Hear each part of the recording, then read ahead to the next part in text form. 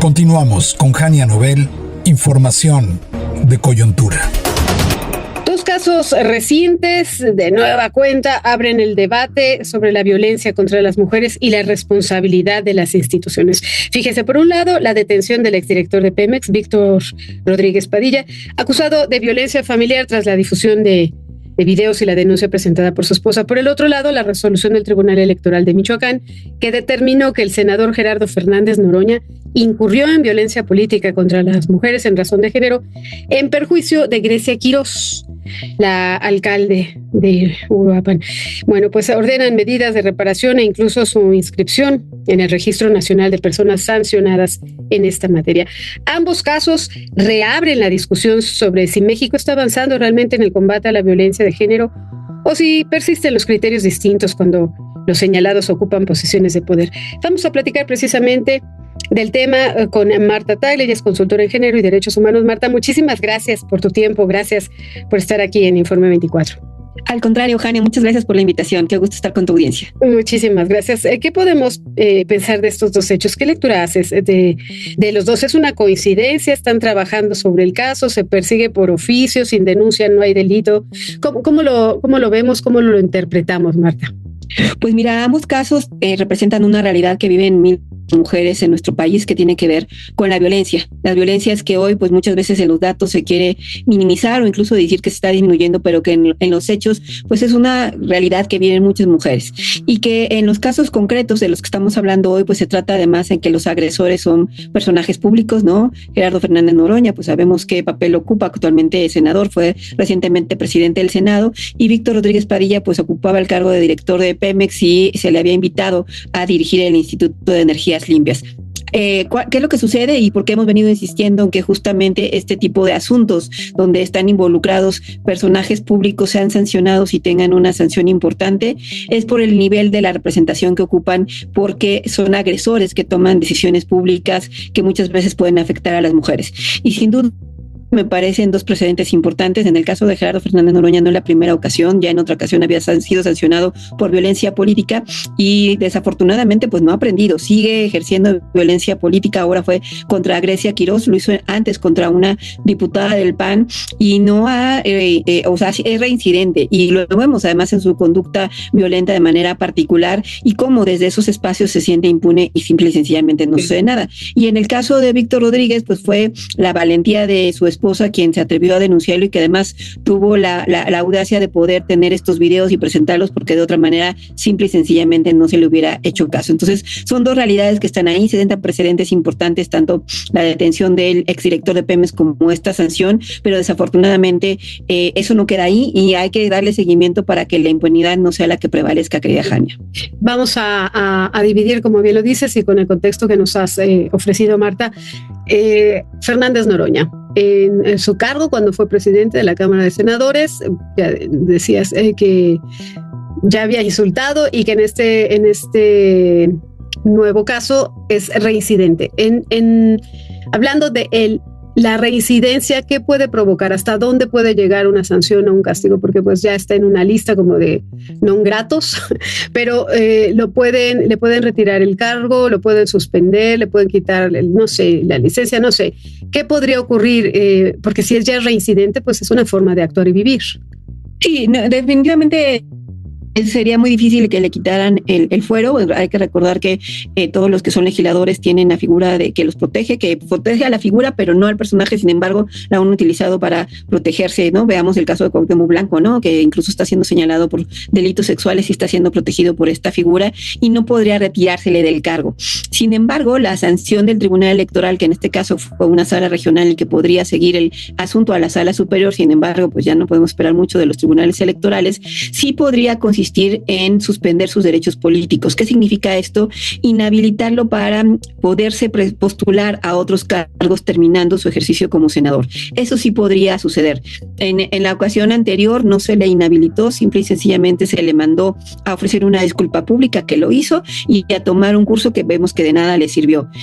Por eso mismo, por ser reincidente, me parece que el caso no debería de quedar aquí, donde ahora el Tribunal Regional lo está analizando, sino realmente realmente considerar en una sanción que le duela, porque el problema de quedar solamente con la figura y digamos el estigma de ser sancionado por violencia política, ya sabemos que a personajes como él le importa muy poco, si no sucede nada en concreto. Y no solamente para personas como él, sino personas que, como insisto, Cuauhtémoc Blanco, Félix Salgado Macedonio, que gozan de este tipo de privilegios y que están protegidos por la ley. Si no hay sanciones que realmente sean efectivas, como limitar sus derechos políticos, simple y sencillamente no va a suceder nada. Y eso ya quedó en la Constitución. En el artículo 38 constitucional se estableció lo que se conoce como la 3 de 3 contra los agresores, que es justamente poderles inhabilitar de ocupar cargos, pero eso depende de los tribunales electorales y me parece que esa sería la sanción que efectivamente mande una señal de que las cosas están cambiando y no nada más sea pues un nuevo llamado a misa y quede ahí con pues el señalamiento de lo que ya todo el mundo sabemos, sí, de que Fernando Noroña es un violento. Hay quienes consideran que estas resoluciones limitan la libertad de expresión. ¿Dónde está la diferencia? En el caso de los legisladores, su libertad de expresión está protegida justamente en relación al ejercicio de su cargo. Y me parece que las expresiones misóginas, machistas, violentas que ha hecho en una y otra ocasión Gerardo Fernández Noroña nada tienen que ver con la libertad que tiene que ver con su cargo, es decir, con estar desempeñando una función como senador, sino que son una posición total y absolutamente misógina, basada en el odio que tiene hacia las mujeres y que por eso emite ese tipo de comentarios. Entonces, la libertad de expresión que está protegida por el fuero a los legisladores tiene que ver con el ejercicio de su cargo y me parece que él simple y sencillamente extralimita sus funciones como senador para dirigirse de esta manera en este caso, a Grecia Quirós. Lo has dicho de manera muy elegante, extralimita, más bien abusa, ¿no? Se pasa de la raya. Y en el otro asunto, en el caso de Víctor Rodríguez Padilla, la difusión de videos fue determinante, ¿no? Para que el tema cobrara relevancia pública, pero seguimos dependiendo de que existe evidencia viral para que las autoridades actúen, es decir, si no lo vemos, no existió. Pero y no solamente es evidencia viral, me parece que la doctora María Felicia, su esposa, fue muy importante que tuviera estas pruebas y poder hacer viral estas pruebas de la violencia, pero muchas mujeres, incluso con videos, simple y sencillamente son cuestionadas, ¿no? Sí. Hemos visto mujeres que sacan fotos con violencia, golpes, etcétera, y que ponen en duda que estén realmente viviendo situaciones de violencia.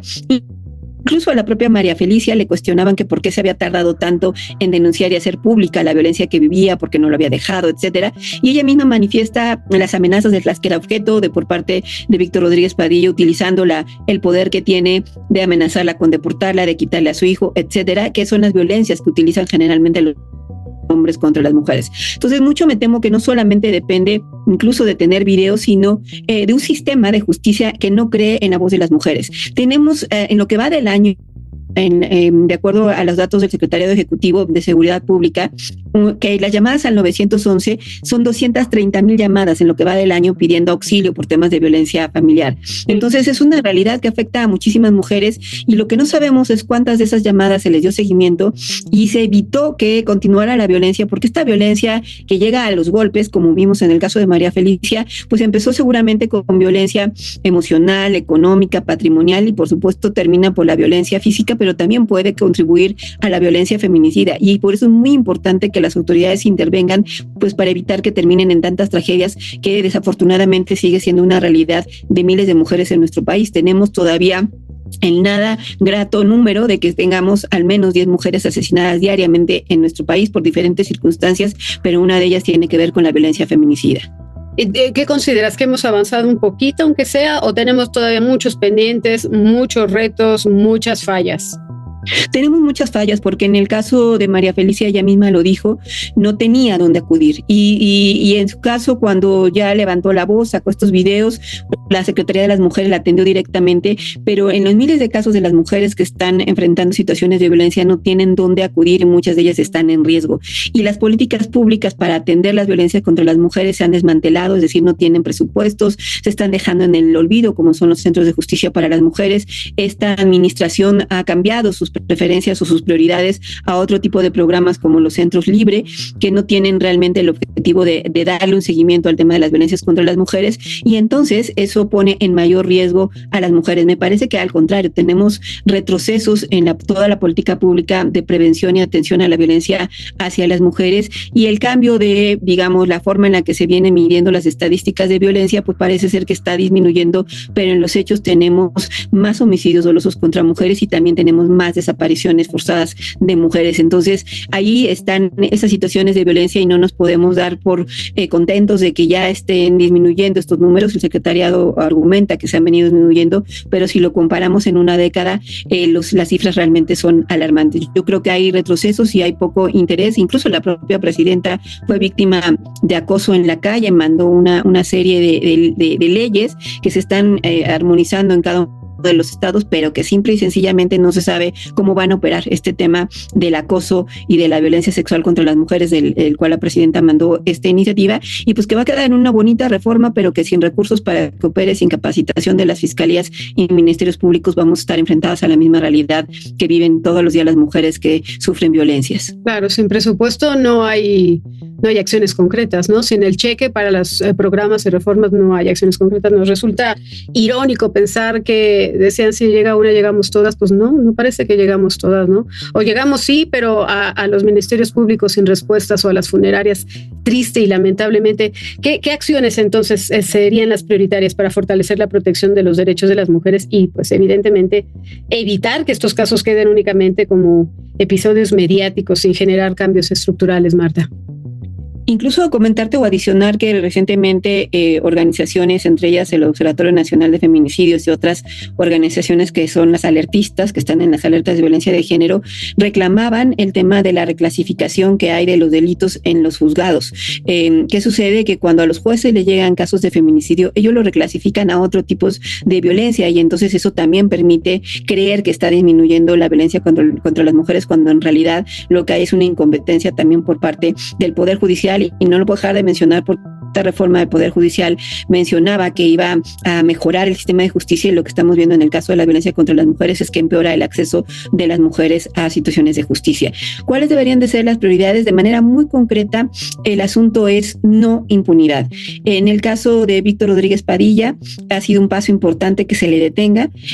Formalmente la ley no prevé que él permanezca en prisión preventiva oficiosa, tendría que ser justificada, y por lo tanto un juez debería determinar si permanece en la cárcel por riesgo de fuga o de que cometa más violencia, y podría determinar que permanezca en la cárcel, pero también es posible que decida el juez liberarle, y en todo caso, aunque siga su proceso en libertad, es muy importante darle seguimiento para que haya realmente justicia, y sobre todo garantizar protección a la familia y a la propia Felicia para que esto no suceda. Y en el caso de Gerardo Fernández Noroña, señalar que pues es reincidente, que no ha bastado con las sanciones que se le han impuesto, y que tienen que ser realmente sanciones que sean ejemplares para que él y otros personajes que están en espacios públicos vean que cometer violencia contra las mujeres tiene consecuencias. De otra manera, simple y sencillamente, pues quedará ahí en una anécdota más de las tantas que rodean a personajes como él. Y lo más importante, me parece, es que volver a insistir en que la política pública, es decir, todos los programas para prevenir y atender, sancionar la violencia contra las mujeres, de las miles de mujeres que no tienen videos para demostrar la violencia que están viviendo, tienen que contar con recursos, tienen que contar ahora sí que con la voluntad política de una presidenta que tiene el poder para hacerlo, y que efectivamente no solamente se atiendan casos aislados, sino que se atienda la situación en su conjunto, porque hay mucha violencia contra las mujeres y están en riesgo la vida de ellas. Pues ahí están los retos y prioridades, voluntad y recursos. Las leyes me parece que son buenas, el asunto es que se apliquen. Marta, te agradezco muchísimo estos minutos de tu tiempo en donde nos ayudas a entender y analizar los hechos, la información y las acciones que hoy estamos viviendo todas las mujeres. Muchísimas gracias de nueva cuenta, Marta. Al contrario, muchas gracias, Jani. Un fuerte abrazo. Fuerte abrazo también para ti. Es Marta Tagle, consultora en género y derechos humanos, con una carrera, bueno, ¿qué le puedo decir? No me alcanzaría el tiempo para detallar todo lo que ha hecho esta mujer por las mujeres. Muchísimas gracias de nueva cuenta. Vamos a hacer una pausa. Yo regreso de inmediato. No se vayan, están en Informe 21. Volvemos.